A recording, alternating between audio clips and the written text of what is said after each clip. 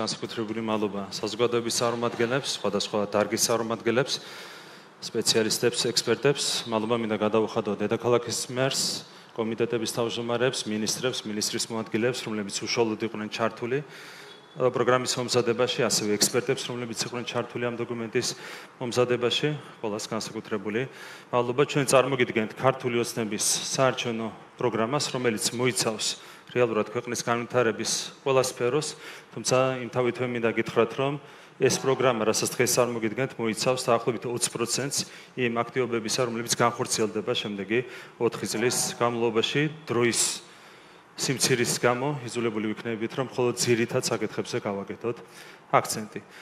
პირველ რიგში აღნიშნავ იმას, რომ პროგრამა არის დამტკიცებული პარტიის პოლიტსაბჭოს მიერ, მადლობა ჩვენ საბატიო თავმჯდომარეს ბატონ ბიძინა ივანიშვილს, პარტიის თავმჯდომარეს ბატონ ირაკლი ღარიბაშვილს, პოლიტსაბჭოს თითოეულ წევრს მათი მონაწილეობისთვის ამ პროგრამის შემუშავებაში და შემდეგ ამ დოკუმენტის დამტკიცებაში. რაც შეეხება უშუალოდ პროგრამას, პირველ რიგში აქცენტს გავაკეთებთ ეკონომიკაზე. ჩვენ ხშირად ვსაუბრობთ ხოლმე იმაზე, რომ ჩვენ გვაქვს დღეს ისტორიული მაქსიმუმი რეიტინგის თვალსაზრისით და მას განაპირობებს ძირითადად ორი ფაქტორი. პირველი ეს არის ის, რომ ჩვენ ქვეყანაში არის უზრუნველყოფილი მშვიდობა ურთელესი გამოწვევების მიუხედავად და მეორე მთავარი ფაქტორი, რაც განაპირობებს ქართული ოცნების მაღალ რეიტინგს, ეს არის სწრაფი ეკონომიკური ზრდა, რითაც გამოირჩეოდა ჩვენი ქვეყანა ბოლო 3-4 წლის განმავლობაში. ახლაც განსაკუთრებული აქცენტი გაკეთდება ეკონომიკურ განვითარებაზე, გამომდინარე იქიდან, რომ ეკონომიკაზე არის პირველ რიგში დამოკიდებული ზოგადად ქვეყნის განვითარება, ყველა მიმართულებით მოსახლეობის სოციალური მდგომარეობის გაუმჯობესება და ჩვენი საგარეო პოლიტიკური პოზიციების გაძლიერებაც. პირველ რიგში გაგაცნობთ ძირითად მონაცემებს, რაც უკავშირდება ჩვენი ეკონომიკის განვითარებას. ჩვენ საკმაოდ რთული ვითარება დაგვდა 2012 წელს. ჩვენი ქვეყნის ეკონომიკა იმ დროისათვის, როცა ქართული ოცნება მოვიდა ხელისუფლებაში, იყო 28 მილიარდ ლარზე ნაკლები. ჩვენ მოახერხეთ და 2020 წლისთვის ეკონომიკა გავზარდეთ დაახლოებით 50 მილიარდ ლარამდე. თან ეს არის ის პერიოდი, როცა ჩვენ მოგვიწია ორი რეგიონული და გლობალური კრიზისის გამოვლა. შეგახსენებთ, რომ პირველი კრიზისი უკავშირდებოდა უკრაინის პირველ ომს 2015-16 წლები, მაშინ იყო ეკონომიკური სირთულეები, სავალუტო კრიზისი და მეორე კრიზისი უკვე უშუალოდ 2020 წელს უკავშირდებოდა კოვიდს და პანდემიას. ამის მიუხედავად კიდევ ერთხელ გავიმერებ, რომ ჩვენ შევძელით 28 მილიარდიდან 50 მილიარდამდე ქვეყნის ეკონომიკის ზრდა. რაც შეეხება ბოლო 4 წელიწადს, ამ 4 წლის განმავლობაში ჩვენ გვქონდა განსაკუთრებული შთამბეჭდავი ეკონომიკური წინსვლა. ჩვენ გვქონდა 9.7% ეკონომიკური ზრდა 2021, 22, 23 წლების განმავლობაში, ეს იყო საშუალო მაჩვენებელი და წელსაც გვაქვს ძალიან მაღალი ზრდა, ორნიშნა ეკონომიკური ზრდა. პირველი 8 თვის მონაცემებით ეკონომიკის ზრდამ შეადგინა 10%. ეს ყველაფერი გვაძლევს იმის საშუალებას, მოგცა იმის საშუალება ყველაფერმა, რომ ეკონომიკა 50 მილიარდი ლარიდან ამ 4 წლის განმავლობაში გაგვიზარდა დაახლოებით 40 მილიარდი ლარი, ამ წლის ბოლოსთვის ჩვენი ეკონომიკა იქნება უკვე 90 მილიარდი ლარი. რაც შეეხება სამომავლო გეგმებს, ჩვენი პროგნოზის მიხედვით და არსებული გეგმების შესაბამისად, თამამად შეგვიძლია თქვათ, რომ მინიმუმ 130 მილიარდ ლარამდე გაიზრდება ეკონომიკა 2028 წლისთვის. ჩვენ თუ შევძელით, აუცილებლად შევძლებთ არსებული ტემპის შენარჩუნებას. ამ შემთხვევაში ეკონომიკა აუცილებლად 130 მილიარდ ლარამდე გაიზრდება. ამის მთავარი წინაპირობა არის, რა თქმა უნდა, მშვიდობის შენარჩუნება. ყველაფერი დანარჩენი არის ჩვენ ხელში და ჩვენ აუცილებლად შევძლებთ ამ შედეგის მიღწევას. რაც შეეხება იმას, თუ როგორ იზრდებოდა ეკონომიკა ფულის ყიდულობითი უნარის გათვალისწინებით, ეს არის მთავარი კრიტერიუმი, რომლის მიხედვითაც იანგარიშება მოსახლეობის სოციალური მდგომარეობა, როგორია ადამიანის სოციალური მდგომარეობა ამა თუ იმ ქვეყანაში. ამ კუთხითაც ჰქონდა ძალიან მძიმე მდგომარეობა, შესაბამისი მდგომარეობა. ჩვენი ეკონომიკა მსყიდველობითი უნარის გათვალისწინებით დოლარში 2012 წელს შეადგინდა დაახლოებით $10,000, ოდნავ მეც $10,040 და მსოფლიოში ვიყავით 109 ადგილზე ამაჩვენებლით. იყო ძალიან მძიმე ვითარება ეკონომიკური თვალსაზრისით. 2024 წლისთვის ჩვენ უკვე გადავაჭარბეთ $25,000 მსყიდველობითი უნარის გათვალისწინებით და არა მარტო გავზარდეთ ეკონომიკა როგორც ასეთი, არამედ სხვა ქვეყნებთან შეფარდებითაც ჰქონდა ბევრად უფრო სწრაფი ეკონომიკური ზრდა და როგორც ხედავთ 109 ადგილიდან გადავინაცვლეთ 77 ადგილზე, სწორედ კიდევ ერთხელ გავიმერებ, ამით იზომება მოსახლეობის სოციალური მდგომარეობა. თუ ვიყავით 109 ადგილზე, მანამდე გადავინაცვლეთ 77 ადგილზე. და შემდეგ უკვე რაც შეეხება 2028 წელს აქ ჩვენი პროგნოზი, ანალოგიური პროგნოზი არის საკმაოდ ამბიციური და ეს შეესაბამება ჩვენს გეგმებს და პროგრამას. ჩვენი პროგნოზით $36,000 გადაცდება ერთსულ მოსახლეზე. ჩვენი ეკონომიკა მსხვილობით უნარის კათოლიციზმით კიდევ ერთხელ გავიმეორებ და ამ შემთხვევაში ჩვენ უკვე გადავალთ 66-ე ადგილს. ეს იმას ნიშნავს, რომ სხვა ქვეყნებთან შედარებით ამ შემთხვევაშიც გვექნება უფრო სწრაფი ზრდა. შედარებისთვის მინდა მოგიყვანოთ 2012 წლის და 2028 წლის მონაცემები, როგორც ხედავთ, საქართველო იყო საკმაოდ ჩამორჩენილი სხვა ქვეყნებთან შედარებით 2012 წელს, სწორედ ამ პარამეტრით.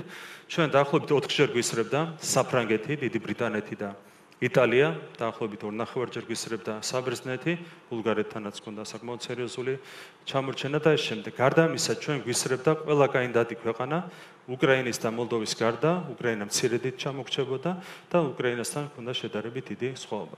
რაც შეეხება ჩვენს პერსპექტივას 2028 წლისთვის, როგორც ხედავთ, ეს არის დაფუძნებული არსებითად სავალუტო ფონდის პროგნოზებზე, ეს ცხრილი. როგორც ხედავთ, წამყვან დასავლეთ ევროპულ ქვეყნებთან შედარებით ჩამორჩენა ორმაგზე ნაკლები იქნება უკვე 2028 წლისთვის. თუ 4-მაგი იყო ჩამორჩენა, ორმაგზე ნაკლები იქნება ჩამორჩენა წამყვან განვითარებულ დასავლეთ ევროპის ქვეყნებთან.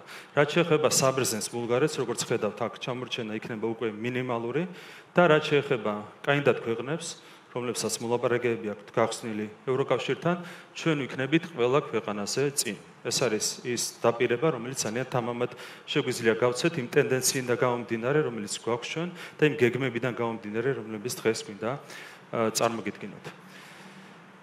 რაც შეეხება ქვეყნის ბიუჯეტს, როგორც მოგეხსენებათ, ეკონომიკურ ზრდას მიყვება ქვეყნის ბიუჯეტის ზრდა და პირდაპირ პროპორციულად, როგორც იზრდებოდა ქვეყნის ეკონომიკა, ასევე იზრდებოდა ქვეყნის ბიუჯეტიც. 8.5 მილიარდი ლარი იყო ქვეყნის ბიუჯეტი 2012 წელს. როგორც ხედავთ, აქაც ჰქონდა საკმაოდ რთული მდგომარეობა და ჩვენ შევძელით ეკონომიკური ზრდის კვალდაკვალ ბიუჯეტი გავზარდეთ 2024 წლისთვის უკვე თითქმის 28 მილიარდ ლარამდე. აქაც გამომდინარე ეკონომიკური ზრდის პროგნოზიდან გვაქვს ძალიან, ასე ვთქვათ, ამბიციური ამოცანა 50 მილიარდ ლარს გადააჭარბებს 2028 წლისთვის უკვე ქვეყნის ბიუჯეტი, რაც მოგცემს, რა თქმა უნდა, ბევრად მეტი პროექტის განხორციელების საშუალებას, სოციალური უზრუნველყოფის პაკეტის გაფართოების საშუალებას და ასე შემდეგ. რაც შეეხება უმუშევრობას, საინტერესო მონაცემებია, ძალიან ხშირად საუბრობენ ხოლმე იმაზე, რომ იზრდება ეკონომიკა, მაგრამ ეს არ აისახება მოსახლეობაზე.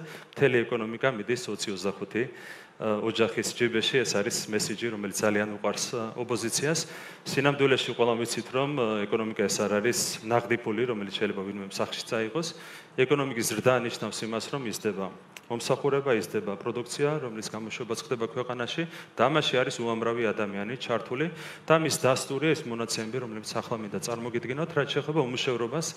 უმუშევრობის კუთხითაც ჰქონდა უმძიმესი მდგომარეობა 2012 წელს. 26.7% იყო უმუშევრობა ქვეყანაში. აქ ჩვენ მოვახერხეთ და დღევანდელი მდგომარეობით გავანახევრეთ უმუშევრობა 2012 წლის შემდეგ. 13.7%-ია დღევანდელი მოცემულობით უმუშევრობა.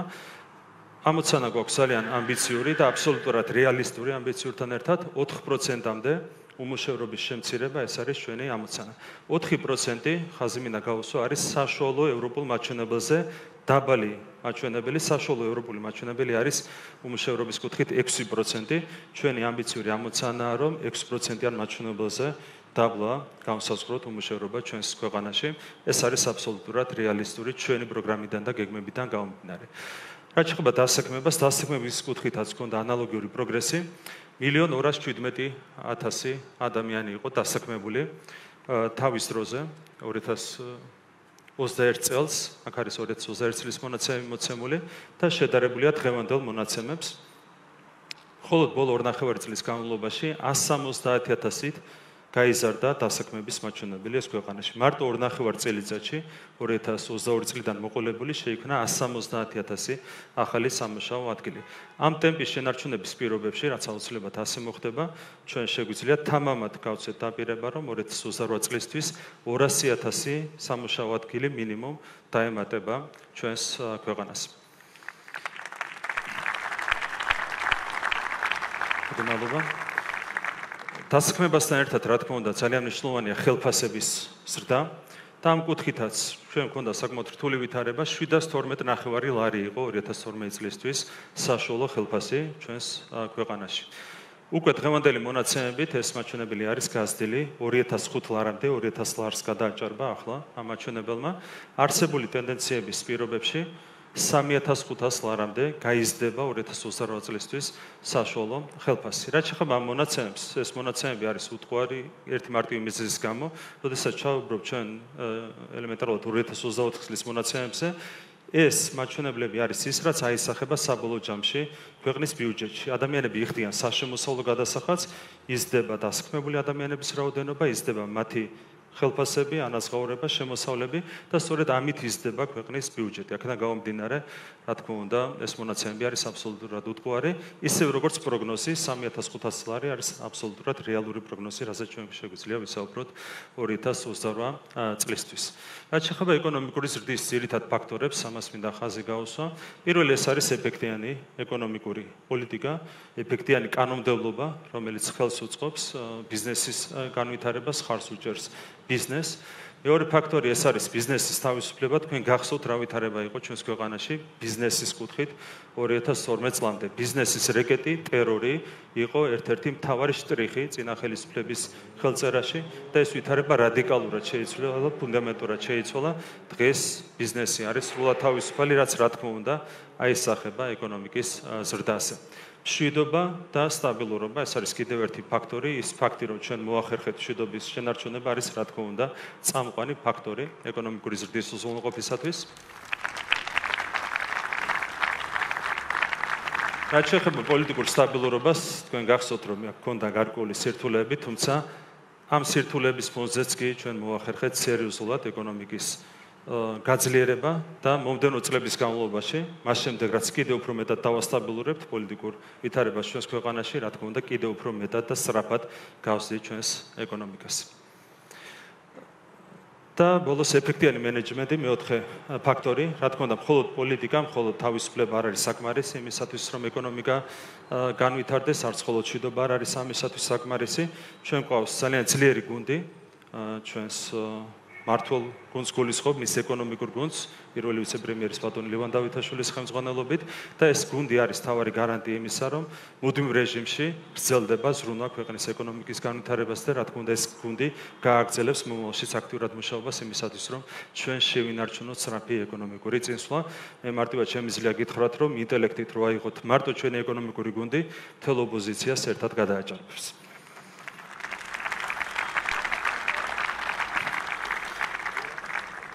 სიგარები, ეს არის ჩვენი ერთ-ერთი უმთავრესი ეროვნული გამოწვევა. აქაც დაგვხვდა ძალიან მძიმე მდგომარეობა 2012 წელს 30% შეადგენდა უმუშევრობა ჩვენს ქვეყანაში 1,100,000 ადამიანი ჩვენი თანამოქალაქე ცხოვრობდა სიგარების ზღვარს მიღმა. ამ კუთხით ეკონომიკური ზრდის ტემპიდან გამომდინარე ჩვენ გვქონდა უკვე 2023 წლისთვის ბევრად გაუმჯობესებელი მონაცემები 11.8%-მდე შემცირდა სიგარები ჩვენს ქვეყანაში და დღეისათვის 440,000 ადამიანი ცხოვრობს სიგარების ზღვარს მიღმა. ეს არის რა თქმა უნდა ძალიან კარგი მაჩვენებელი გაუმჯობესების თვალსაზრისით, მაგრამ 440,000 ადამიანი როცა ცხოვრობს სიგარების ზღვარს მიღმა ქვეყანაში, რა თქმა უნდა შეუძლებელია იყო თვითკმაყოფილი. აქედან გამომდინარე ჩვენს ერთ-ერთ უმთავრეს ამოცანად რჩება რა თქმა უნდა სიგარების შემდგომი შემცირება. აქაც არსებული გეგმებიდან და პროგნოზებიდან გამომდინარე ჩვენ ფიქრობთ და დარწმუნებული ვართ, რომ მაქსიმუმ 4%-მდე შემცირდება სიგარები, ანუ მაქსიმუმ 150,000 ადამიანი იქნება სიგარების მაჩვენებელი 2028 წლისთვის. ანუ თანდათანობით ჩვენ მივდივართ მიზანმიმართულად სიგარების დაძლევის მიზნის შესრულებისკენ. ეს რაც შეეხება საერთო მონაცემებს, ახლა ვისაუბრებ იმაზე თუ როგორ უნდა მივიდეთ ამ ყველაფრამდე, როგორ მოხდება მთავრობის მხრიდან, ხელისუფლების მხრიდან ეკონომიკური ზრდის სტიმულირება და ხელშეწყობა. თქვენ როგორც მოგეხსენებათ, ერთ-ერთი ჩვენი უმთავრესი ამოცანა გახლავთ ჩვენი ეგრეთ წოდებული დაკავშირებადობის ფუნქციის გაძლიერება. საქართველოს უნდა გააძლიეროს მისი ფუნქცია, როგორც სატრანზიტო ქვეყნის ფუნქცია. ამ კუთხით რა თქმა უნდა ინფრასტრუქტურის განვითარებას ენიჭება განსაკუთრებული მნიშვნელობა და პირველ რიგში ყურადღებას გავამახვილებ ავტომაგისტრალებზე. აქ არის მოცემული ჩვენი გეგმების სამსახველი რუკა. პირველ რიგში ვიტყვი იმას, რომ 2012 წლამდე მხოლოდ 68 კილომეტრი ავტობანი, მაგისტრალი იყო აშენებული ჩვენს ქვეყანაში. თავიდან ბოლომდე მხოლოდ 68 კილომეტრი მაგისტრალი დაგვდა. თან ეს იყო ყველაზე იოლი მონაკვეთი მშენებლობისთვის. მას შემდეგ ძალიან ინტენსიურად წარიმართება სამუშაოები და უკვე მომავალ წელს მთლიანად თბილისიდან ბათუმამდე იქნება გახსნილი 4-ზოლიანი ავტომაგისტრალი, ეგრეთ წოდებული ავტობანი. მადლობას გადავხდი ბატონ ირაკლი გარსელაძეს, რომელიც არის ამ ყველაფრის სულის შემქმნელი. დაგვრჩება ერთი მცირე მონაკვეთი, ქობულეთის შემოვლითი გზა, სადაც დაემატება 2-ზოლიანი მონაკვეთი და აქაც საბოლოო ჯამში მაგისტრალი გახდება 4-ზოლიანი და ეს სამუშაოები დაიწყება უახლოეს მომავალში.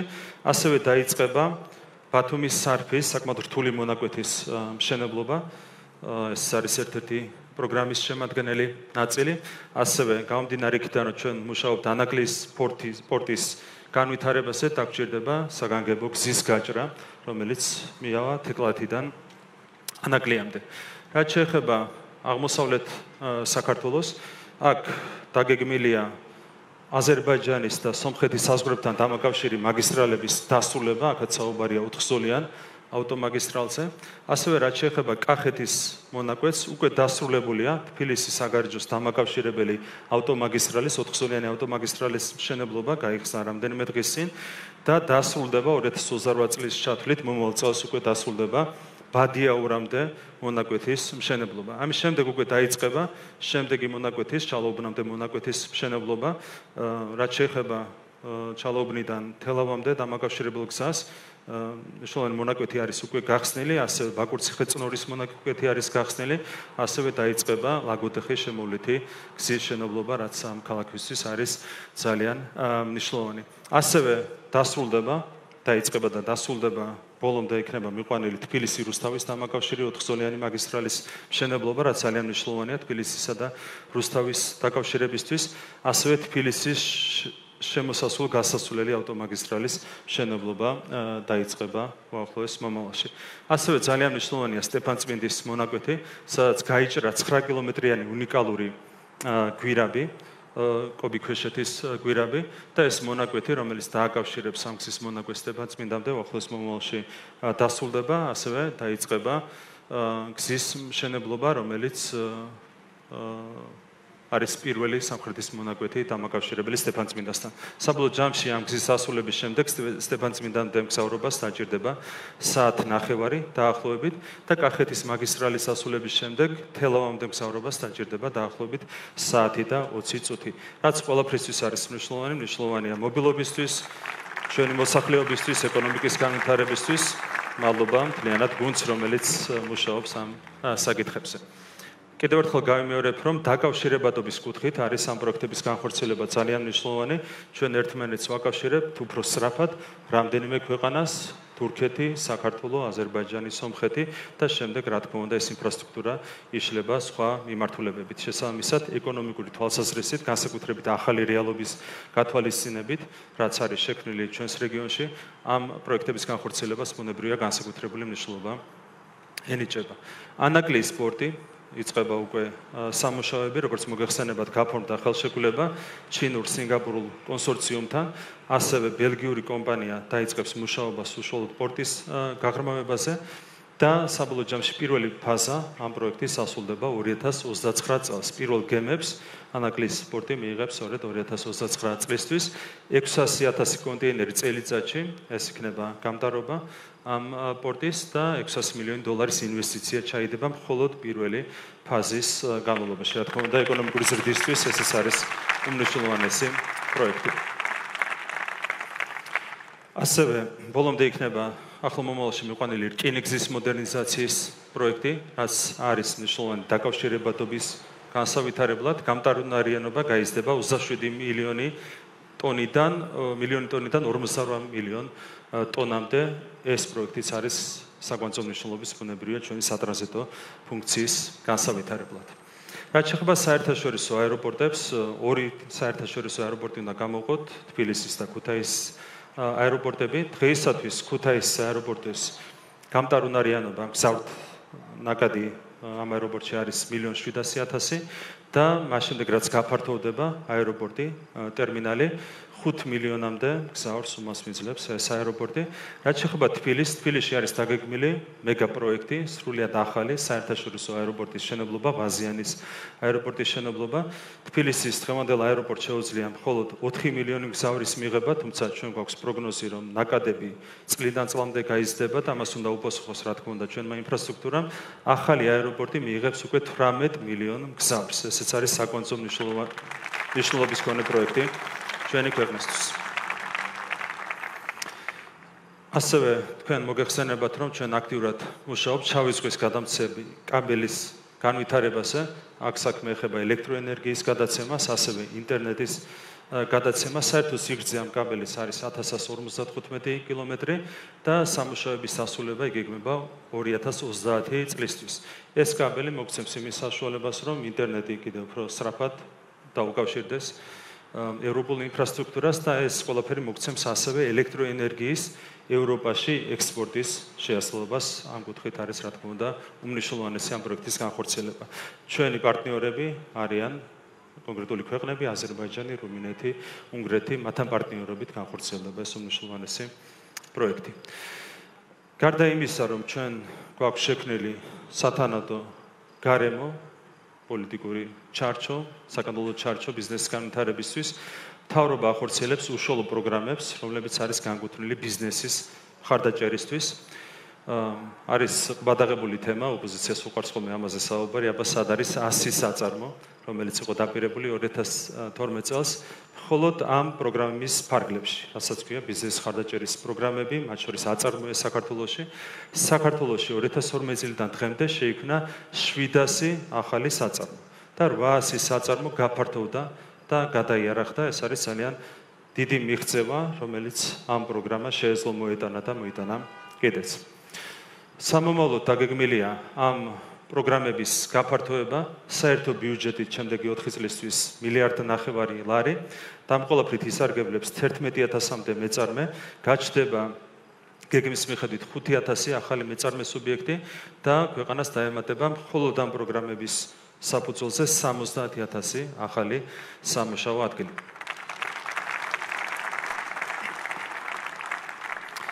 ძალიან სწრაფად ვითარდება ტექნოლოგიების სფერო ჩვენს ქვეყანაში, IT სფერო და გვაქვს განსაკუთრებული ზრდა მიმართულებით მათ შორის სამუშაო ადგილების კუთხით და ჩვენი ამოცანა რომ კიდევ უფრო მეტად შევუწყოთ ხელი ამ დარგის ამ სფეროს განვითარებას. ამისათვის განისაზღვრება კონკრეტული სტატუსები. ეს არის ინოვაციური სტარტაპის სტატუსი, მაგალითად ეს არის ინოვაციური მცირე და საშუალო საწარმოს სტატუსი, კვლევისა და განვითარების კომპანიის სტატუსი და ამ კომპანიებისთვის განისაზღვრება საგანგებო, საგადასახადო შეღავათები, რაც სტიმულს მიცემს ბუნებრივი ამ სექტორის განვითარებას. ასევე დაგეგმილია 160 სტარტაპის მომზადება და დაფინანსება ყოველწლიურად, ასევე 12,000 მსმენელის გადამზადება. ხელოვნური ინტელექტი, ფაგები, აგროტექნოლოგიები, ეს არის 3 განსაკუთრებული სფერო, რაზეც აქტიურად იმუშავებს მთავრობა მომდევნო 4 წლის განმავლობაში და აქაც სერიოზულ შედეგებს ველოდებით და გვაქვს ცალკე გამოყოფილი ძალიან მნიშვნელოვანი პროექტი, რომლის პრეზენტაციაც უახლოეს დღეებში შედგება. ეს არის ქუთაისის ტექნოლოგიური ჰაბის პროექტი, რომელიც განთავსდება ყოფილ პარლამენტის შენობაში ქუთაისში. აქ განთავსდება ტექნოპარკი, თანამედროვე ტექნოპარკი, ოფისები, შესაბამისი საერთაშორისო კომპანიებისთვის და შემდეგ ამ ყველაფერზე დეტალურად მოგახსენებთ, როგორც ვთქვა, რამდენიმე დღეში. რაც შეეხება სოფლის მეურნეობას, რა თქმა უნდა, სოფლის მეურნეობის ხარდაჭერა და სოფლის გაძლიერება არის ჩვენი ერთ-ერთი უმთავრესი პრიორიტეტი და განსაკუთრებულ როლს ასრულებს შეღავათიანი აგროკრედიტის პროგრამა, რომელიც ხორციელდება ჩვენს ქვეყანაში უკვე წლების მანძილზე.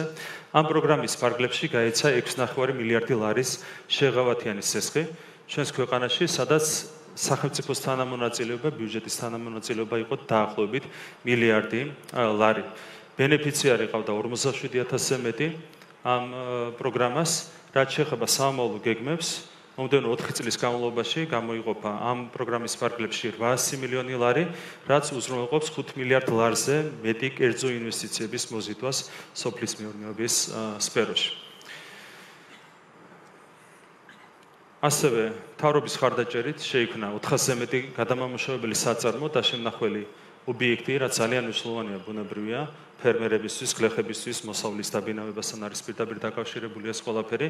პრაქტიკულად არ არსებობდა მსგავსი ინფრასტრუქტურა 2012 წლამდე და ამ ინფრასტრუქტურის შექმნა არის სწორედ ჩვენი ხელისუფლების დამსახურება. ასევე ტექნიკით უზრუნველყოფა იყო ერთ-ერთი მთავარი პრიორიტეტი 7500 ერთეული ტექნიკა შეიძინეს ფერმერებმა და გლეხებმა მთავრობის მხარდაჭერით და 120 მილიონი ლარი დაფინანსდა ეს ინიციატივა საქართველოს მთავრობის მიერ სახელმწიფო ბიუჯეტიდან.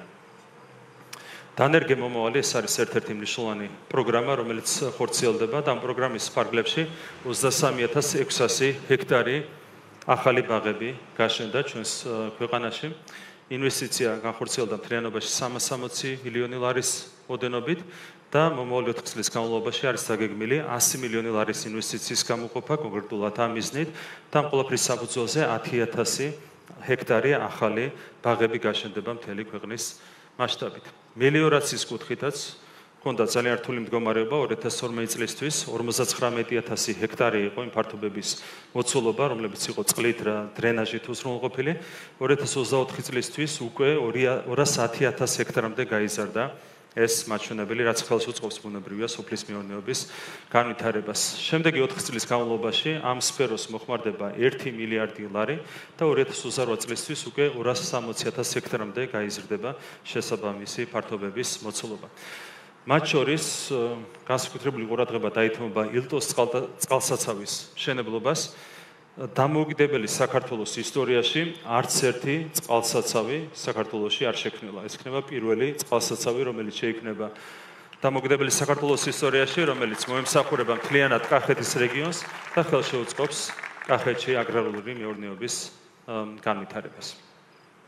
რაც შეეხება მევენახეობა, მეღვინეობას, განსაკუთრებული ყურადღება გვინდა დაუთმოთ ამ დარგს გამომდინარე ჩვენი ქვეყნისთვის ვაზის ღვინის განსაკუთრებული დატვირთვიდან, ეს არის ჩვენი იდენტობის ერთ-ერთი შემადგენელი ნაწილი და რა თქმა უნდა მევენახეობა, მეღვინეობის განვითარება იყო შესაბამისად ჩვენი მთავრობისთვის ერთ-ერთი მთავარი პრიორიტეტი. აქ პირველ რიგში მიღწევებზე მინდა გავამახვილო ყურადღება 70%-ით გაიზარდა ვენახების ფართობი ჩვენს ქვეყანაში. გახსოვთ რა მდგომარეობა იყო 2012 წლამდე, გლეხებს, ფერმერებს უწევდათ ვენახების ჩანაცვლება სხვა კულტურებით, იმის გამო რომ მევენახეობა არ იყო მომგებიანი, დღეს არის რადიკალურად განსხვავებული ვითარება, 70%-ით გაიზარდა ფართობები მთელი ქვეყნის მასშტაბით.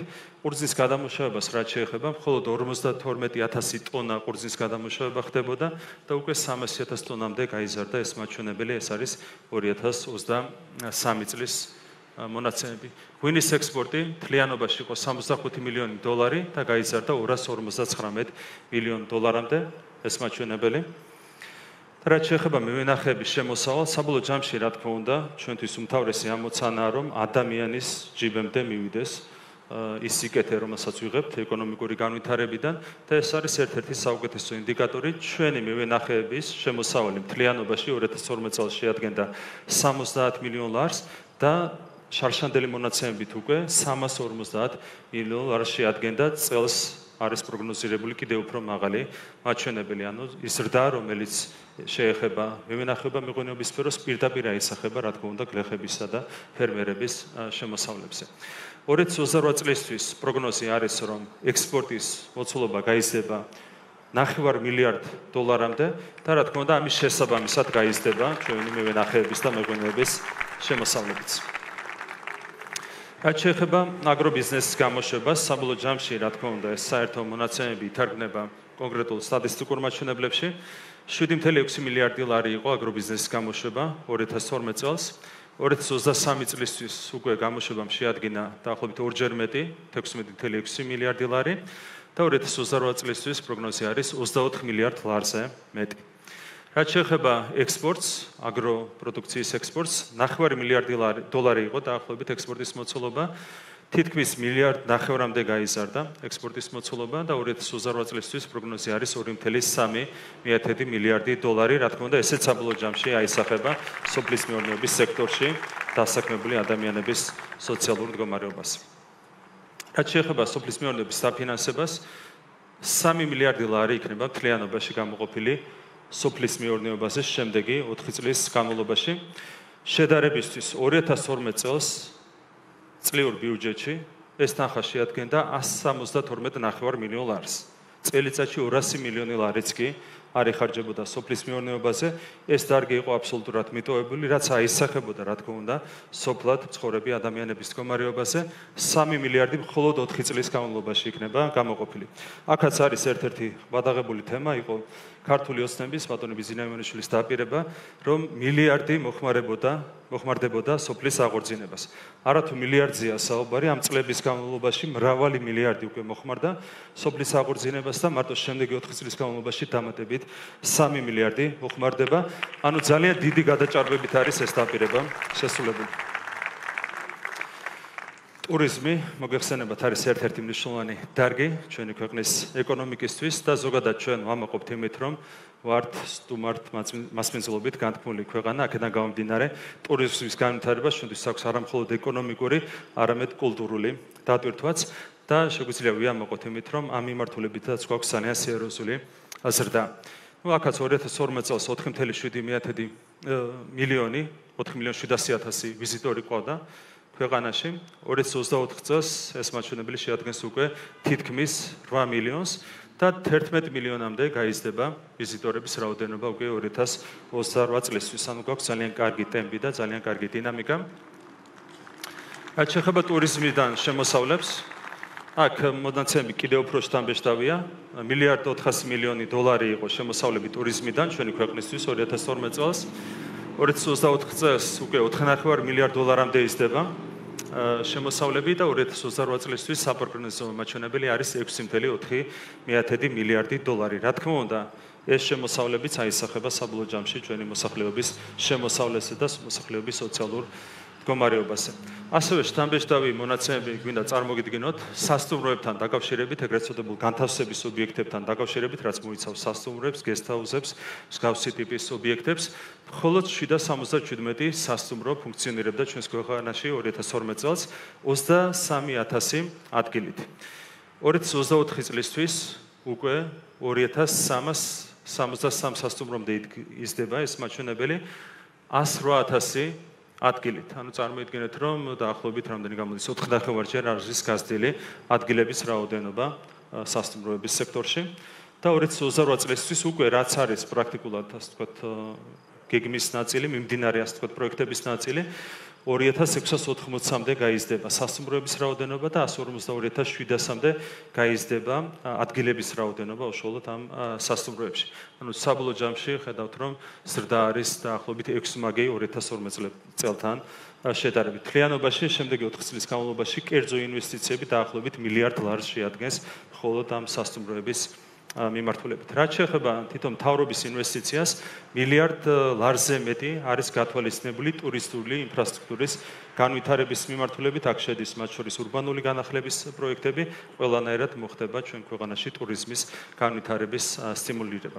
ენერგეტიკა, ეს არის ერთ-ერთი უმნიშვნელოვანესი დარგი და ჩვენ გვაქვს ძალიან ამბიციური მიზანი, რომ 2030 წლისთვის საქართველო გახდეს ელექტროენერგიის თვალსაზრისით სრულად თვითგმარი და დამოუკიდებელი ქვეყანა. დღევანდელი რასაც ზოგადად პოლიტიკური დატვირთვაც აქვს, ბუნებრივია, რაც უფრო დამოუკიდებელი ხარ ეკონომიკური კუთხით, ენერგეტიკული კუთხით, მით უფრო ძლიერია სახელმწიფო სუვერენიტეტი და ეს მიზანი არის აბსოლუტურად რეალისტური, რაც ჩვენს მთავრობას აქვს დასახული.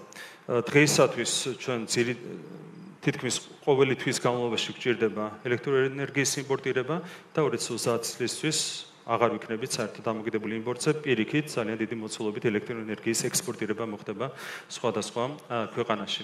რაც შეეხება აქაც კონკრეტულ მონაცემებს, აშენდა ამ 12 წლის განმავლობაში 2012 წლის შემდეგ 63 ჰიდროელექტროსადგური, 2 თბოელექტროსადგური და 1 ქარის ელექტროსადგური.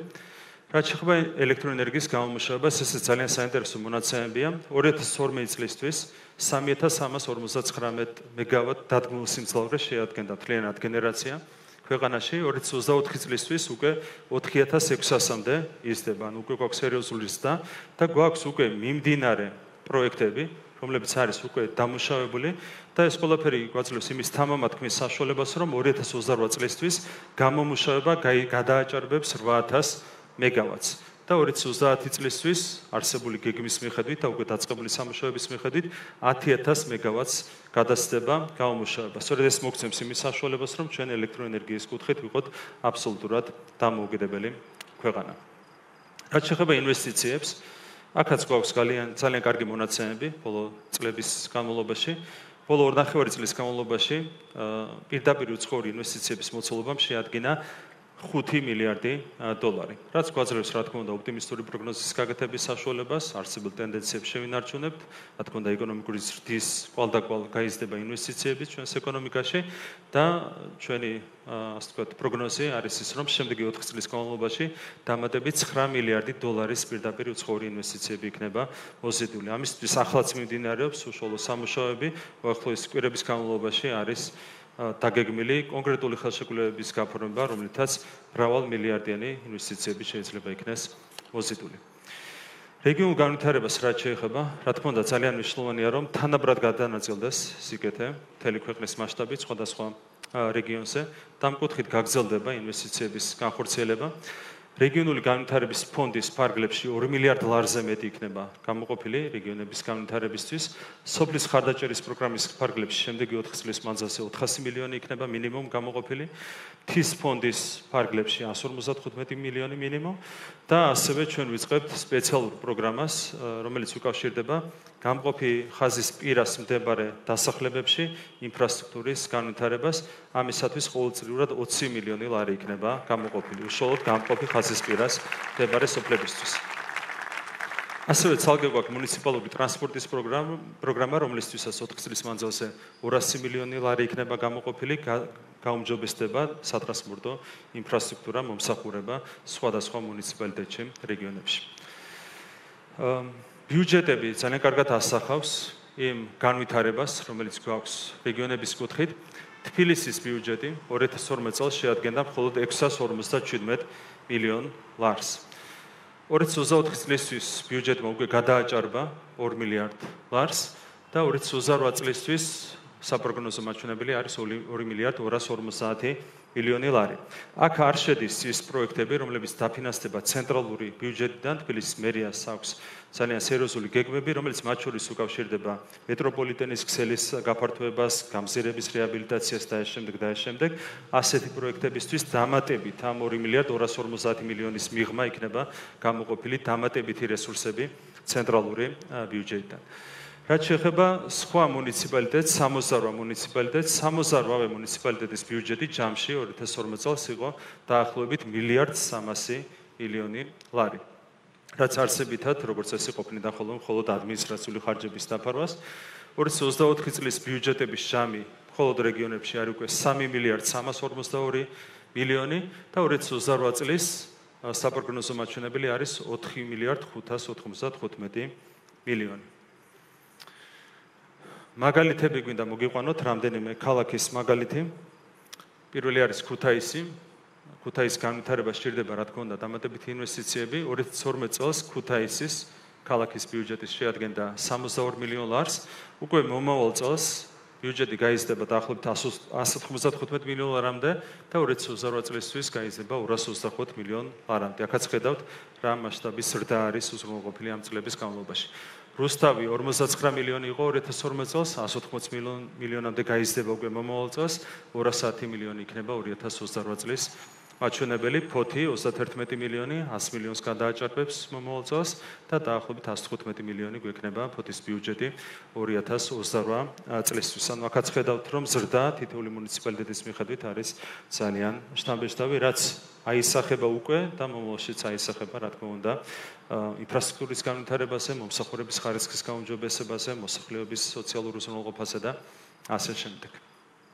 ბიუჯეტების ზრდა მოგცემს ხელფასების ზრდის საშუალებასაც. საჯარო სამსახურს რაც შეეხება, ბოლო წლების განმავლობაში უზრუნველყოფილი იყო ყოველწლიურად 10%-იანი ზრდა და მომავალ წელსაც გაგრძელდება ხელფასების ზრდა 10%-იანი მაჩვენებლით. საბავშვო ბაღების პერსონალი აქ სტანდარტული ზრდის მიღმა დაგეგმილი გვაქვს 1 იანვრიდან 100 ლარით, სუფთა 100 ლარით ხელფასების ზრდა თითეული თანამშრომლისთვის და იგივე ეხება სახელოვნებო და სპორტული სკოლების პერსონალს, სადაც სტანდარტული ზრდის მიღმა 100 ლარით გაიზრდება 1 იანვრიდან მათი ხელფასები. რაც შეეხება რეგიონული განვითარების სხვა საკითხებს, სოფლების გაზიფიცირება. აქ გვაქვს ძალიან დიდი პროგრესი სოფლების გაზიფიცირების კუთხით, მაჩვენებელი იყო ძალიან დაბალი და გაზიფიცირების ტემპი გაზრდილია 3-ჯერ ჩვენი ხელისუფლების პირობებში. უკვე მომავალ წელს გაზიფიცირების მაჩვენებელი შეადგენს 93%-ს მთელი ქვეყნის მასშტაბით და 2028 წლისთვის ეს მაჩვენებელი გაიზრდება უკვე 95%-მდე. პრაქტიკულად ყველა ის დასახლება, სადაც რეალურია გაზიფიკაციის სამუშაოების წარმოება იქნება მოცული ბუნებრივი აერის ქსელით. ინტერნეტიზაციას რაც შეეხება 5000 კილომეტრის ოპტიკურ-ბოჭკოვანი ქსელი დამატებით შეიქმნება მთელი ქვეყნის მასშტაბით, რაც მოიცავს 1000 დასახლებას და ამითაც იქნება პრაქტიკულად მოცული მთელი ქვეყანა და წყალმომარაგებას რაც შეეხება, წყალმომარაგებაზე წვდომა ცენტრალიზებულ, ასე ვთქვათ, წყალმომარაგებაზე წვდომა შეადგენდა დაახლოებით 57%-ს 2012 წლისთვის. ეს იყო პრაქტიკულად ის ინფრასტრუქტურა, რომელიც კომუნისტების პერიოდიდან არსებობდა ჩვენს ქვეყანაში. ამის შემდეგ პრაქტიკულად წყალმომარაგების ქსელი რეალურად არ განვითარებულა ჩვენს ქვეყანაში. 15-ჯერ არის გაზრდილი წყალმომარაგებაში ინვესტიციების მოცულობა 2012 წლის შემდეგ, რაც აისახა ბუნებრივია შესაბამის მაჩვენებლებზეც 57%-დან 80%-ს გადააჭარბა წყალმომარაგებაზე წვდომის მაჩვენებელმა ჩვენს ქვეყანაში. ახლაც გრძელდება სამუშაოები, მომავალი წლის ბოლომდე ყველა ქალაქი იქნება უზრუნველყოფილი ცენტრალური 24 საათიანი წყალმომარაგებით. თქვენ წარმოიდგინეთ, რამდენიმე წლის წინ ქუთაისსაც კი არ ქონდა წვდომა 24 საათიან წყალმომარაგებაზე. და მთლიანობაში მიმდინარე პროექტების დასრულების შემდეგ 300,000 მოქალაქეს ექნება წვდომა 24 საათიან წყალმომარაგებაზე. ეს არის დამატებითი მაჩვენებელი. რა თქმა უნდა. რაც შეეხება გარემოს დაცვას, ძალიან მოკლედ შევეხები გარემოს დაცვასთან დაკავშირებულ საკითხებს. როგორც მოგეხსენებათ, ადრეული გაფრთხილების სისტემები არის ერთ-ერთი აქტუალური საკითხი. ძალიან აქტიურად მიმდინარეობს მუშაობა ამ თემაზე და ამ საანგარიშო პერიოდის განმავლობაში მომდევნო 4 წლის მანძილზე სრულად დასრულდება შესაბამისი სამუშაოები და ქვეყანას ექნება თანამედროვე სტანდარტების ადრეული გაფრთხილების სისტემები. დაცული ტერიტორიების კუთხით გვაქვს ძალიან დიდი პროგრესი, ძალიან მნიშვნელოვნად გაფართოვდა დაცული ტერიტორიების ფართობები და მომდევნო 4 წლის განმავლობაში დამატებით 100,000 ჰექტარით გაიზრდება დაცული ტერიტორიების ფართობები ჩვენს ქვეყანაში. ასევე აღდგება გაშენდება 15,000 ჰექტარი ტყე, მხოლოდ ბოლო 4 წლის განმავლობაში. აქაც ტემპები ტყეების აღდგენა გაშენების კუთხით გვაქვს გაზრდილი დაახლოებით 5-ჯერ წინა ხელისუფლებასთან შედარებით. შედარებაც არ ღირს, იმდენად უმნიშვნელოვანო იყო მათი მიერ აღდგენილი და გაშენებული ტყეების მოცულობა ჩვენს ქვეყანაში. ძალიან მნიშვნელოვანია ჰაერის დაბინძურების საკითხი დიდ ქალაქებში. განსაკუთრებით აქტუალურია საკითხი ბუნებრივია თბილისისთვის და რუსთავისთვის. თბილისში 25%-ით არის შემცირებული ჰაერის დაბინძურების მაჩვენებელი ბოლო რამდენიმე წლის განმავლობაში, რაც არის ძალიან მნიშვნელოვანი სამუშაოების შედეგი, რაც ჩატარდა და რუსთავში 35%-ით არის შემცირებული ჰაერის დაბინძურების მაჩვენებელი, რა თქმა უნდა, ამ მიმართულებით გაგრძელდება აქტიურად მუშაობა. რაც შეეხება საჯარო სერვისებზე ხელმისაწვდომობას, აქ ცალკე გამოყოფ იუსტიციის სახლების პროგრამას. მთლიანობაში ქვეყნის მასშტაბით მხოლოდ 12 იუსტიციის სახლი ფუნქციონირებდა საქართველოში 2012 წლამდე. მას შემდეგ საქართველოში აშენდა დამატებით 109 იუსტიციის სახლი და დაგეგმილია წელს და მომავალ წელს დამატებით 12 იუსტიციის სახლის შენობლობა გახსნა რამდენიმე მოხლოს თვეებში გაიხსნება. ამით დასრულდება მთლიანად ეს პროექტი მთელი ქვეყნის მასშტაბით. ჩვენ გვექნება იუსტიციის სახლები, ყველა მუნიციპალიტეტი იქნება აღჭურვილი შესაბამისი ინფრასტრუქტურით. ამას ემატება მობილური იუსტიციის სახლის პროექტი, რის საფუძველზეც სოფლებიც არიან, მოშორებით მდებარე სოფლებიც არიან უზრუნველყოფილი შესაბამისი სერვისებით. ასევე გაორმაგებულია თვითონ იუსტიციის სახლებში სერვისების რაოდენობა, რაც არანაკლებ მნიშვნელოვანია ჩვენი მოქალაქეებისთვის. ასევე რაც შეეხება ვიცი სისტემურ რეგისტრაციას, გავცდით ცოტა სლაიდს. ძალიან მნიშვნელოვანი პროექტი იყო, მადლობა იუსტიციის სამინისტროს ბატონ რატი ბრეგაძეს ამ პროექტის ინიცირებისთვის და განხორციელებისთვის. 1,5 მილიონი მიწის ნაკვეთის აზომა განხორციელდა ამ პროექტის ფარგლებში გასული წლების განმავლობაში და 1 მილიარდ ნაკვეთზე უკვე განხორციელდა რეგისტრაცია.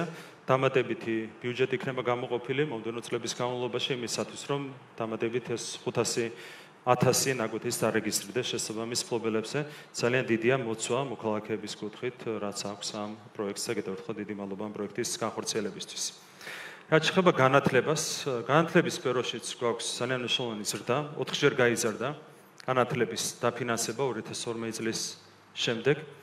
უფასო საბავშვო ბაღები ეს გახდა სწორედ ქართული ოცნების ინიციატივა და დღემდე საბავშვო ბაღები ქვეყანაში არის უფასო.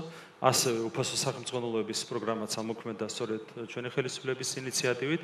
ჩვენი ხელისუფლების ინიციატივა იყო საპატრიარქოს საგანათლებლო პროგრამების მხარდაჭერა და ეს მხარდაჭერა რა თქმა უნდა მომავალშიც აქტიურად გაგრძელდება. რაც შეეხება საბავშვო ბაღებს, ამ წლების განმავლობაში, 12 წლის განმავლობაში განხორციელდა 836 საბავშვო ბაღის რეაბილიტაცია მთელი ქვეყნის მასშტაბით. თვისებრივად არის გაუმჯობესებული ინფრასტრუქტურა და უკვე დაწყებულია ახალი პროგრამა 885 საბავშვო ბაღის შენებლობა რეაბილიტაციის პროგრამა. უკვე მიმდინარეობს ამ პროგრამის ფარგლებში 250-მდე საბავშვო ბაღის სრულიან ნაწილობრივი რეაბილიტაცია. მათ შორის შენებლობაც. სკოლებს რაც შეეხება, აშენდა 174 ახალი სკოლა ამ 12 წლის განმავლობაში.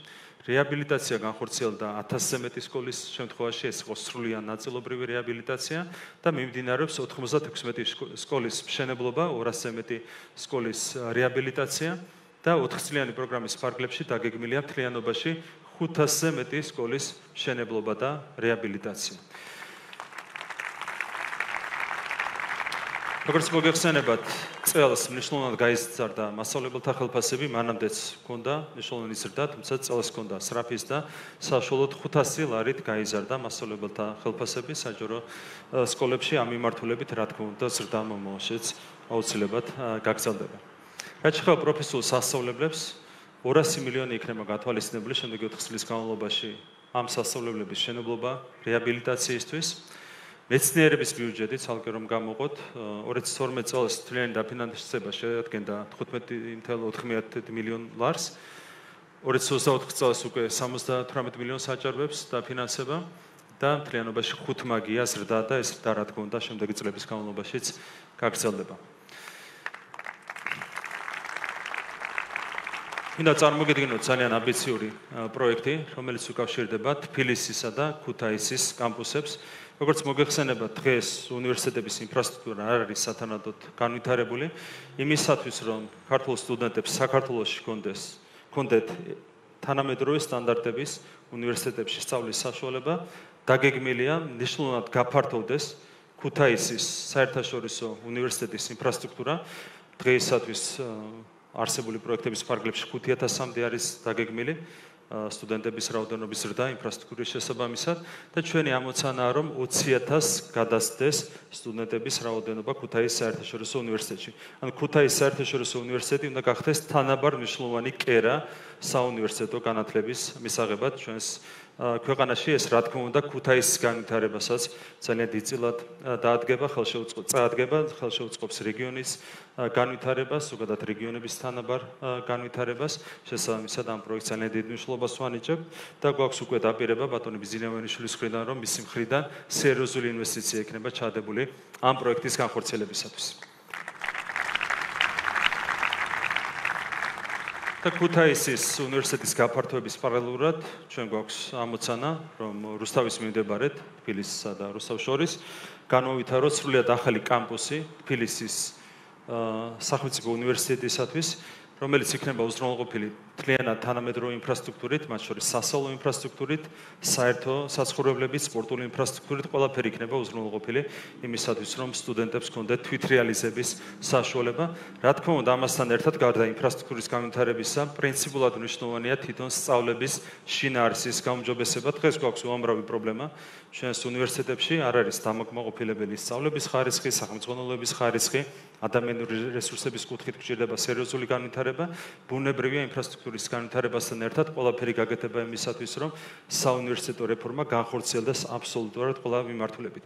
ჩვენ გვაქვს სრული რესურსი იმისათვის, რომ საქართველოში სტუდენტმა მით უმეტეს 2028 წლისთვის მიიღოს ზუსტად იგივე ხარისხის განათლება, ყოველ შემთხვევაში დარგების უმრავლესობაში, პროფესიების სპეციალობების უმრავლესობაში, რა განათლებასაც ისინი იღებენ მაგალითად ევროპულ უნივერსიტეტებში, მთავარია სისტემური მიდგომა, საფუძვლიანი რეფორმის განხორციელება და ეს არის სწორედ ჩვენი ამბიციური მიზანი შემდეგი 4 წლის ჭრილში. რაც შეეხება კულტურას და სპორტს, დროის სიმცირიდან გამომდინარე იძულებული ვარ მხოლოდ ძირითად საკითხებს შევეხო. კულტურული მემკვიდრეობის დაცვა, თქვენ იცით, რამხელა ინვესტიცია ჩაიდო გასული წლების განმავლობაში კულტურული მემკვიდრეობის დაცვის შენარჩუნების მიმართულებით. მხოლოდ ფონდ ქართულს და ბატონ ბიზინაევანიშვილს აქვთ ჩადებული ძალიან დიდი მრავალმილიონიანი ინვესტიცია ამ მიმართულებით 500-ზე მეტი მხოლოდ საეკლესიო მნიშვნელობის კულტურული ძეგლი იქნა აღდგენილი და შენარჩუნებული ჩვენი ქვეყნისთვის. დიდი მადლობა ბატონ ბიზინაევანიშვილს ფონდ ქართულს ამისათვის. მთავრობაც ახორციელებს ინვესტიციებს და მომავალშიც გაგრძელდება ამ მიმართულებით ინვესტიციების ჩადება 130 მილიონი არის გათვალისწინებული შემდეგი წლების განმავლობაში კულტურული მემკვიდრეობის დაცვის მიმართულებით. დამატებით სტანდარტული ზრდის მიღმა ჩვენ გვაქვს დაგეგმილი 30 მილიონი არის გამოყოფა სახელმწიფო ბიუჯეტში, რომელიც მოხმარდება ხელოვანთა და ხელოვნების მხარდაჭერას. ეს იქნება საგანგებო ბიუჯეტი, რომელიც მიზანმიმართულად მოხმარდება ხელოვანთა მხარდაჭერას ჩვენს ქვეყანაში. რაც შეეხება სპორტს, იცით რომ სპორტის განვითარებას ძალიან დიდ მნიშვნელობას ვანიჭებთ. ჩვენ 4-ჯერ გავზარდეთ უკვე წინა წლების განმავლობაში სპორტის ბიუჯეტი და ხარჯები, რაც დაკავშირებულია სპორტთან სახელმწიფო ბიუჯეტში, რამაც უკვე გამოიღო თავისი შედეგები, რა თქმა უნდა, განსაკუთრებულ სპორტულ ნიჭთან ერთად, რომელიც აქვს ჩვენს ქვეყანასა ჩვენ ხალხს, ინვესტიციებიც არის მნიშვნელოვანი ფაქტორი, რომელიც ხელს უწყობს სპორტულ წარმატებას. თქვენ იცით, რომ გვაქვს უნიკალური მიღწევები 30 წლის თავზე ჩვენს ქვეყანაში პრაქტიკულად სპორტის ყველა სახეობაში ფეხბურთელებმა მოგეხსენებათ პირველად შეძლეს იასპარეზად ევროპის ჩემპიონატზე და იქაც ჯგუფიდან გასვლა მოახერხეს, რაც იყო უდიდესი სიხარული და წარმატება ჩვენი ქვეყნისთვის. ასევე ჩვენი კალათბურთელები პირველად გავიდნენ მსოფლიო ჩემპიონატზე და ისინიც გავიდნენ ჯგუფიდან და მადლობა ჩვენს კალათბურთელებს ამ უდიდესი წარმატებისთვის. ჩვენმა წყალბურთელებმა უკვე მიგვაჩვიეს, რომ გადიან მსოფლიოს და ევროპის ჩემპიონატებზე და ორჯერ დაიკავეს 8 საუკეთესო გუნდს შორის ადგილი ევროპაში. ხელბურთელები გავიდნენ პირველად ევროპის ჩემპიონატზე და იქ პირველი ისტორიული გამარჯვება მოიპოვეს. და ჩვენმა მორაგბეებმა პირველად მოუგეს 6-2-ის გუნდებს და ამარცხეს იაპონია, ასეთი წარმატება ჩვენს მორაგბეთა ნაკრებს არ ქონია 30 წლის განმავლობაში.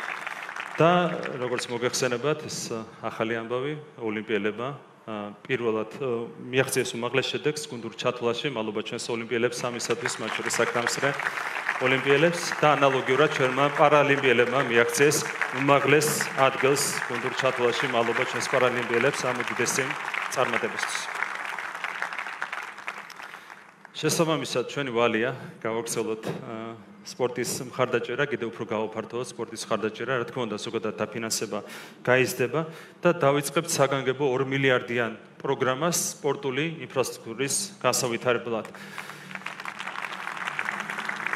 სპორტის წარმატებასთან ერთად მუდმივად იზრდება მოთხოვნა განსაკუთრებით ბავშვებში, თუმცა არა მარტო ბავშვებში, მოზარდებშიც და ასაკოვან მოსახლეობაშიც არის ძალიან დიდი ინტერესი, განსაკუთრებით ბავშვებში იზრდება მოთხოვნა სპორტზე სიარულის კუთხით და ინფრასტრუქტურა ამას შერჯერობით სამწუხაროდ ვერ უბამს მხარს, ვერ უწყობს ხელს, გჭირდება სერიოზული ინვესტიციების ჩადება იმისათვის, რომ ბავშვებს, არა მხოლოდ ბავშვებს, ჩვენს მოქალაქეებს ჰქონდეთ საშუალება, რომ მაქსიმალურად დაკავდნენ სპორტით. სპორტი ნიშნავს არა მხოლოდ, ასე ვთქვათ, მაღალი მიღწევების კუთხით წარმატებებს, ეს ნიშნავს ასევე ერის ჯანმრთელობას, ჩვენი თანამოქალაქეების ჯანმრთელობას, ჩანსახსოვრების წესს, აქედან გამომდინარე მაქსიმალური ყურადღება უნდა დაეთმოს სპორტული ინფრასტრუქტურის განვითარებას.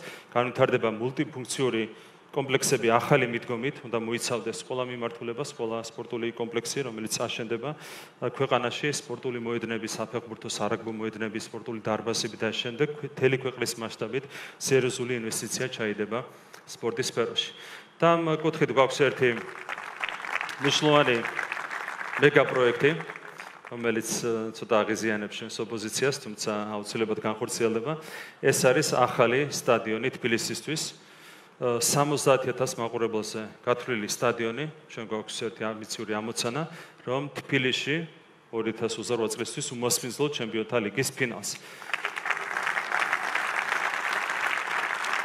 და სტადიონის შენობასთან ერთად შევიდან შესაბამის განაცხადს არსებული სტადიონების, ცენტრალური სტადიონი, დინამოს სტადიონი ვერ პასუხობს ფინალისტვის დაწესებულ მოთხოვნებს, ახალი სტადიონი მოგცემს უკვე ამ ყველაფრის საშუალებას.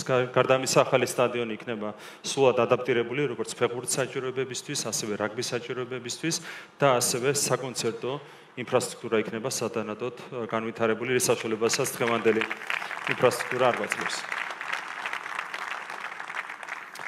რაც შეეხება ჯანდაცვას, ჯანდაცვა არის ერთ-ერთი მიმართულება, რითაც განსაკუთრებულად ვამაყობთ. საყოველთაო ჯანდაცვის პროგრამა არის ერთ-ერთი მნიშვნელოვანი პროგრამა, რითაც შეიძლება თავი მოვიწონოთ. ამ პროგრამით ამ წლების განმავლობაში უკვე 3 მილიონზე მეტმა, 3.300.000-მა მოქალაქემ ისარგებლა. 13 მილიონზე მეტი სამედიცინო შემთხვევა დაფინანსდა და ჯამური დაფინანსება იყო 8.5 მილიარდი ლარი, რაც გამოიყო სახელმწიფო ბიუჯეტიდან ამისათვის. ასევე გვაქვს უამრავი ახალი მიზნობრივი პროგრამა ჯანდაცვაში. ამის ჩამოთვალს აზრი არ აქვს, იმიტომ რომ რაოდენობრივად არის 100-მდე პროგრამა მთლიანობაში, რომელიც არის მიზნობრივი ჯგუფებისთვის განკუთვნილი. ახალი რესპუბლიკური სამავთყოფო, ეს არის ერთ-ერთი ჩვენი ამბიციური ამოცანა. თბილისში სჭირდება ახალი უმაღლესი სტანდარტების რესპუბლიკური სამავთყოფო და ეს სამავთყოფო აუცილებლად აშენდება, უახლოეს მომავალში გვექნება ამ სამავთყოფოს კონცეფციის პრეზენტაცია. რაც შეეხება შედეგებს, რომელიც გვაქვს ჯანდაცვაში ჩადებული ინვესტიციებიდან, ამ წლების განმავლობაში 2012 წლიდან დღემდე სიცოცხლის საშუალო ხანგრძლივობა ქვეყანაში 72 წლიდან არის გაზრდილი 75 წლამდე. და გაზრდილია ხელმისაწვდომობა სამედიცინო სერვისებზე, ზუსტად 5-ჯერ შემცირდა იმ ადამიანების რაოდენობა, რომლებიც ფინანსების არარსებობის გამო ვერ ახერხებენ იმართონ ჯანდაცვის დაწესებულებას. ანუ 5-ჯერ არის რეალურად გაზრდილი ხელმისაწვდომობა, ფინანსური ხელმისაწვდომობა ჯანდაცვის სერვისებს.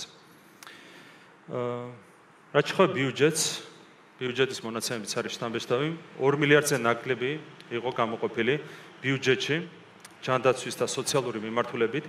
ეს იყო ბიუჯეტის 21.6%, ან ბიუჯეტი ისედაც მწირი იყო და აქედანაც მხოლოდ 21.6% იყო გამოყოფილი ჯანდაცვასა და სოციალურ დანახარჯებზე. 2024 წელს უკვე თითქმის 8 მილიარდ ლარს შეადგენს დანახარჯები და ბიუჯეტის საერთო მოცულობასთან მიმართებით 27%-ს აღემატება სოციალური ბიუჯეტის მოცულობა. რაც პრაქტიკულად ნიშნავს უკვე იმას, რომ ზღვარზეა ჩვენი სოციალური დანახარჯები, ამის იქით სოციალური ხარჯების გაწევა ნიშნავს იმას უკვე, რომ უნდა დავაწვეთ ზედმეტად ეკონომიკას, ეკონომიკური ზრდა უნდა შევაფერხოთ. ეს არის ოპტიმალური მაჩვენებელი, რასაც ჩვენ მივახციეთ, რა თქმა უნდა, ბიუჯეტის ზრდა ზოგადად გაგრძელდება ამ მიმართულებით. რაც შეეხება უშუალოდ სოციალური უზრუნველყოფის დაფინანსებას, აქ შედის სოციალური დახმარებები და პენსიები, მათ შორის მთლიანობაში გამოყოფილი იყო 2012 წელს 1.7 ლარი ამ ყველაფერზე პენსიები შაფლით კიდევ ერთხელ ვიმეორებ. 2024 წლისთვის უკვე 6 მილიარდ ლარს შეადგენს ეს მაჩვენებელი, რა თქმა უნდა, გაგრძელდება აქაც ზრდა. რაც შეეხება უშუალოდ სოციალურ დახმარებას, 276 მილიონი იყო გამოყოფილი. აქ შეგახსენებთ, რომ არანაირი ობიექტური კრიტერიუმები არ არსებობდა სოციალური შემწეობის დახმარების გამოყოფისთვის, არსებითად საარჩევნო მიზნებზე იყო ხოლმე მორგებული შესაბამისი დახმარების განაწილება. ჩვენ გარდა იმისა, რომ რამდენჯერმე გავზარდეთ შესაბამისი ბიუჯეტი, ამასთან ერთად შემოვიღეთ ობიექტური კრიტერიუმები, რომელთა საფუძველზეც ხდება სოციალური დახმარების განაწილება მოსახლეობაზე. რა თქმა უნდა, ბიუჯეტის და მოქცა კონკრეტული დაფინანსების ზრდის საშუალება, მაგალითად, შეშმობილთა სოციალური პაკეტი, მნიშვნელოვნად გამოხატული შეშმობილების შემთხვევაში და მკვეთრად გამოხატული შეშმობილების შემთხვევაში იყო 70 ლარი და 100 ლარი შესაბამისად 2012 წელს და ეს მაჩვენებელი გაიზარდა 195 და 390 ლარზე. დევნილების საცხოვრისით უზრუნველყოფა, ეს არის ძალიან მნიშვნელოვანი პროგრამა, პრაქტიკულად მთლიანად ჩავარდნილი იყო ეს სფერო 2012 წლამდე, პრაქტიკულად თითქმის არაფერი გაკეთებულა, თუ არ ჩავთვლით უშუალოდ 2008 წლის ომის შემდეგ გრანტით და სესხით, ასე ვთქვათ, აშენებულ საცხოვრებლებს, რომლებიც აშენდა ცხინვალიდან დევნილებისათვის, რაც შეეხება ჩვენი ხელისუფლების პერიოდს 35,000 ოჯახი დაკმაყოფილდა საცხოვრისით 2012-2024 წლის განმავლობაში. დევნილების საერთო რაოდენობა არის დაახლოებით 95,000, ოჯახების რაოდენობა შესაბამისად ეს არის ძალიან მნიშვნელოვანი მიღწევა, ასე შეიძლება ითქვას. მხოლოდ მიმდინარე პროექტების ფარგლებში 6,000 ოჯახი მიიღებს დამატებით ბინებს ახლად აშენებულ კორპუსებში. ეს არის მხოლოდ მიმდინარე უკვე დაწყებული პროექტები. რაც შეეხება პენსიას, 2012 წელს პენსია შეადგენდა 125 ლარს და 140 ლარს, 110 ლარი იყო ზოგადად 2012 წელს პენსია, წინა საარჩევნოდ მოუმატეს 125 ლარამდე და 140 ლარამდე. 2024 წელს უკვე 315 და 415 ლარია, დაახლოებით 3ჯერ არის გაზრდილი პენსია. მაღალმთიან დასახლებებში პენსია შეადგენს 378 ლარს და 498 ლარს. ზრდა მნიშვნელოვანია, თუმცა გვესმის, რომ ესეც არის ძალიან ცოტა. ჩვენ ვეცდებით მაქსიმალურად, რომ ინდექსაციის მიღმა გავზარდოთ ყოველწლიურად პენსიები ეკონომიკის ზრდასთან ერთად. როგორც მოგეხსენებათ, ჩვენ შემოვიღეთ ინდექსაციის წესი, რაც გულისხმობს იმას, რომ ინფლაციას უნდა გაყვეს პენსიების ზრდა, როგორც მინიმუმ, თუმცა ეკონომიკური ზრდა, მაგალითად წლევანდელი ეკონომიკური ზრდა, გვაძლევს იმის საშუალებას, რომ მომავალი წლისთვის არა ინდექსაციით გათვალისწინებულ 335 ლარამდე და 435 ლარამდე, არამედ 350 და 450 ლარამდე გავზარდოთ პენსიები. მომავალი წლების განმავლობაშიც გაგრძელდება პენსიების ზრდა ინდექსაციის მიხედვით მინიმუმ, ანუ ინფლაციის მიხედვით მინიმუმ, თუმცა ამის მიღმა ეკონომიკური ზრდის კვალდაკვალ ჩვენ მაქსიმალურად შევეცდებით, რომ კიდევ უფრო მეტად გაიზარდოს პენსიები ყოველწლიურად. რაც შეეხება ჯარს, თავდაცვის შესაძლებლობების განვითარება არის ერთ-ერთი მთავარი პრიორიტეტი, ძალიან მოკლედ შევეხები ამ თემას, რომ ის სიმცირიდან გამომდინარე გვაქვს კონკრეტული გეგმა შემუშავებული, რომელსაც მიყვებით თავდაცვის სამინისტროსთან ერთად, მათ შორის ინვესტიციები ჩაიდება ეროვნულ სამხედრო მრეწველობაში.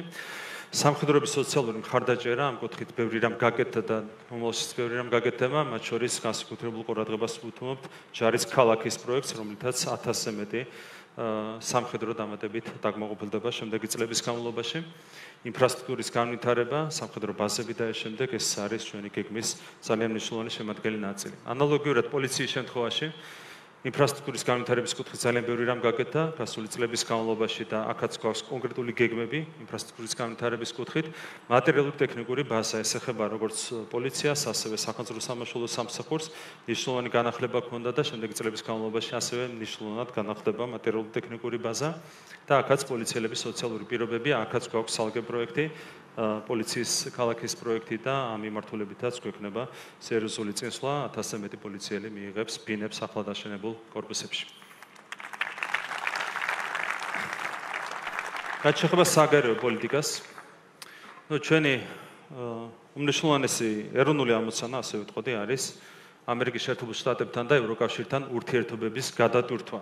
ჩვენ ბუნებრივია არ მოგწონს ურთიერთობების ის მდგომარეობა, რომელიც გვაქვს დღეს.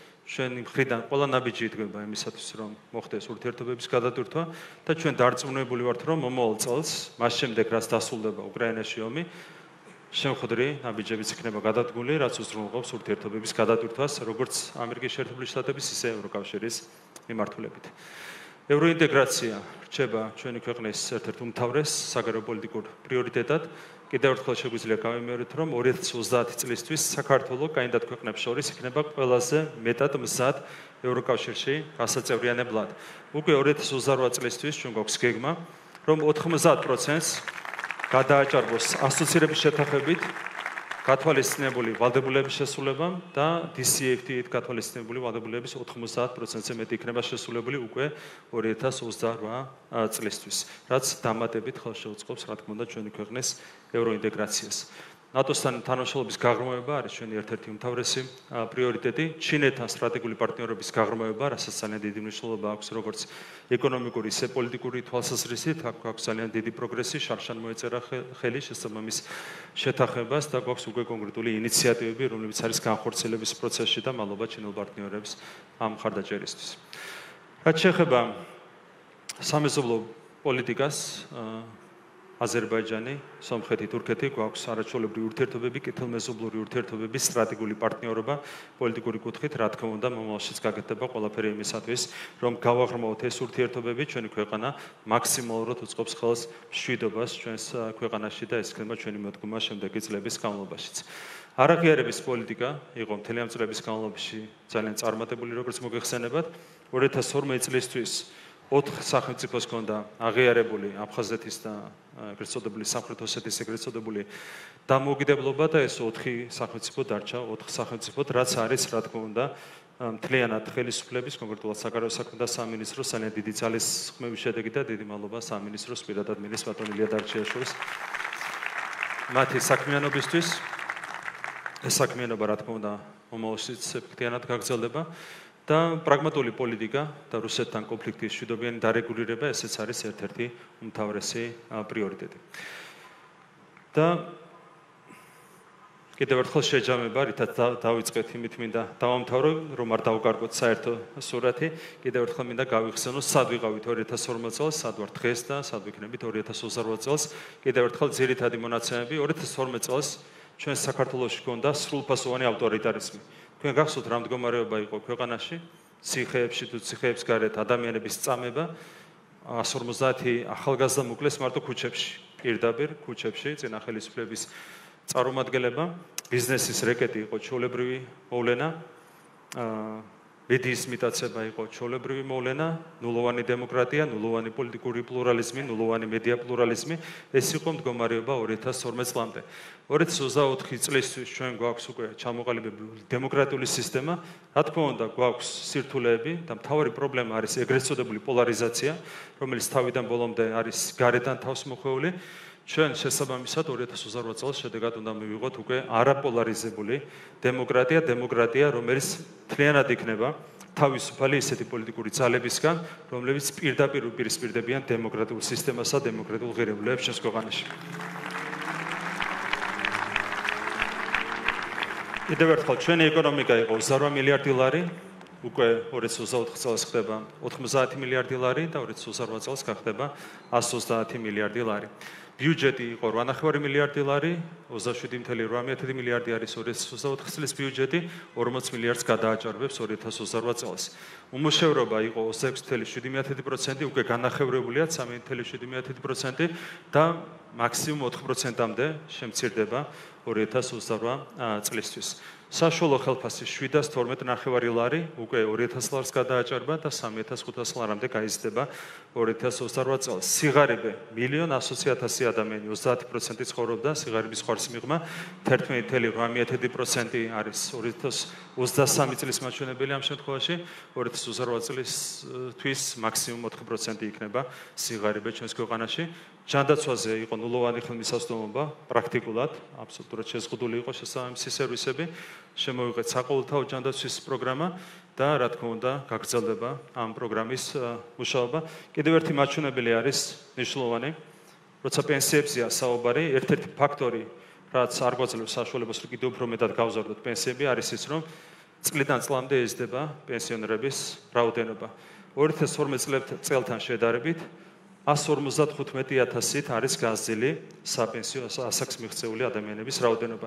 ეს ადამიანები 2012 წლამდე იყვნენ განწირული ფატალური შედეგისთვის. ერთი მარტივი მიზეზის გამო, ფინანსების არსების გამო ისინი ვერ მიმართავდნენ ჯანდაცვის დაწესებულებებს.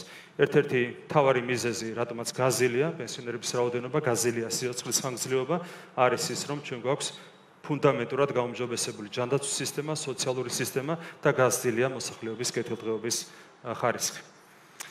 ინფრასტრუქტურა იყო პრაქტიკულად მოშლილი 2012 წლისთვის, ეს ხება საგზაო ინფრასტრუქტურა, სასკოლო ინფრასტრუქტურა, საბავშვო ბაღებს ნებისმიერ მიმართულებას, ჩვენ გვაქვს უკვე მნიშვნელოვნად გაუმჯობესებული ინფრასტრუქტურა და 2028 წლისთვის ჩვენ გვექნება უკვე ფუნდამენტურად გაუმჯობესებული ინფრასტრუქტურა. და ბოლოს ჩვენ გვაქვს ორი ეროვნული ამოცანა, ეს არის ტერიტორიული მთლიანობის აღდგენა და ეს არის სიღარიბის აღმოფხვრა ჩვენს ქვეყანაში. რა თქმა უნდა, საბოლოო ჯამში მთელი ჩვენი პროგრამა არის მიმართული იქითკენ, რომ ეს ორი ეროვნული ამოცანა შესრულდეს, რა თქმა უნდა, ტერიტორიული მთლიანობის აღდგენა სხვადასხვა გარემოებაზე, სხვადასხვა ფაქტორზეა დამოკიდებული, თუმცა ჩვენ ვართ ოპტიმისტურად განწყობილი, რომ რეგიონული პოლიტიკური ვითარების სრულების კვალდაკვალ ეს ამოცანაც შესრულდება.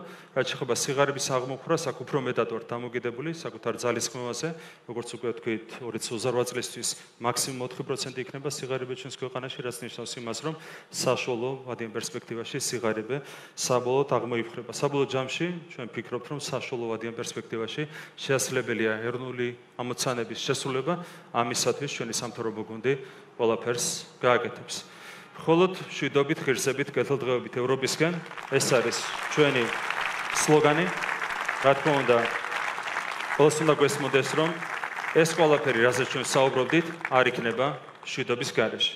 აქედან გამომდინარე, ჩვენი უმთავრესი მოკლევადიანი ამოცანა შევინარჩუნეთ მშვიდობა, ამისთვის პრინციპულია და საკონცერტო მნიშვნელობისაა ყველა ერთად მივიდეთ 26 ოქტომბერს არჩევნებზე და მხარი დაუჭიროთ ჩვენი ქვეყნის ღირსეულ მომავალს, მშვიდობის შენარჩუნებას ჩვენს ქვეყანაში და კეთილდღეობის ხარისხის გაუმჯობესებას.